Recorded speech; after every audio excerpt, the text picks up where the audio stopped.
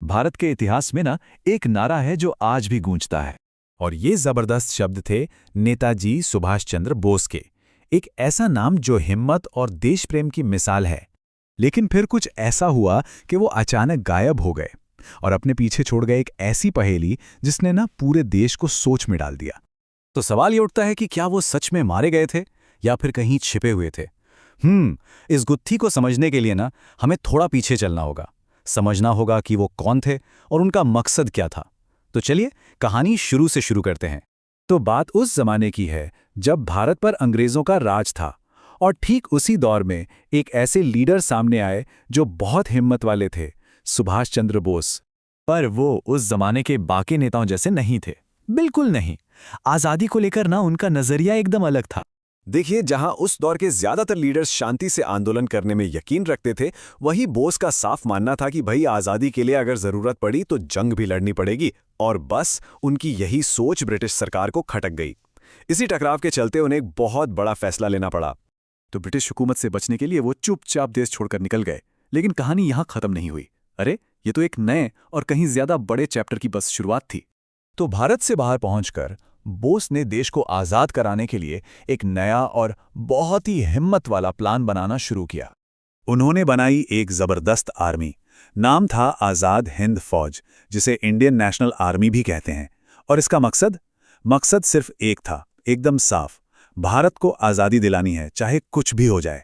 Mission एकदम clear था, जंग के रास्ते भारत की आज़ादी।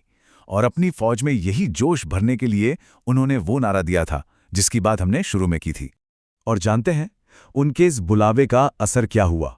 हजारों लोग उनके साथ आकर जुड़ गए और देखते ही देखते एक बहुत बड़ी और ताकतवर फौज खड़ी हो गई। ये आंदोलन अपनी पूरी रफ्तार पर था, सब कुछ सही चल रहा था। लेकिन फिर आया साल 1945 और एक ऐसी हैरान करने वाली खबर आई जिसने सब कुछ बदल कर रख दिया। ऑफिशियल खबर ये थी कि एक प्लेन क्रैश में नेताजी की मौत हो गई है। अब सुनने में तो ये बात बड़ी सीधी सादी लगती है ना? पर असल में इसमें कई पेज थे। मतलब जो रिपोर्ट आई उसमें कई जरूरी चीजें तो थी ही नहीं। जैसे कि किसी ने भी उनकी बॉडी को साफ साफ देखा ही नहीं, उनकी मौत का कोई पक्का सबूत कभी सामने आया ही नहीं। बहुत से लोगों को तो ये यकीन था कि ये प्लेन क्रैश की कहानी ही झूठी है, बनाई गई है। और फिर अफवाहें उड़ने लगी कि वो जिंदा हैं, बस कहीं छिप गए हैं। और बस इन्हीं सवालों से शुरू हुआ एक ऐसा रहस्य जो आज तक एक रहस्य ही है। तो सोचिए, इतने साल बीत गए, लेकिन सुभाष चंद्र बोस का गायब होना आज भी इतिहास की सबसे बड़ी अनसुलझी पहेलियों में से एक है। एक ऐसा रहस्य जो आज भी हम सबको सोचने पर मजबूर करता है और एक सवाल खड़ा करता है। वो एक सवाल जिस पर ना जाने कितने दशकों से बहस चल रही है कि उनका गायब होना महज एक हादसा था या फिर एक बहुत बड़ी साजिश। और जब तक इस सवाल का कोई पक्का जवाब नहीं मिल जाता, नेताजी की कहानी हमेशा एक रहस्य बनी रहेगी और ये सवाल हमेशा जिंदा रहेगा।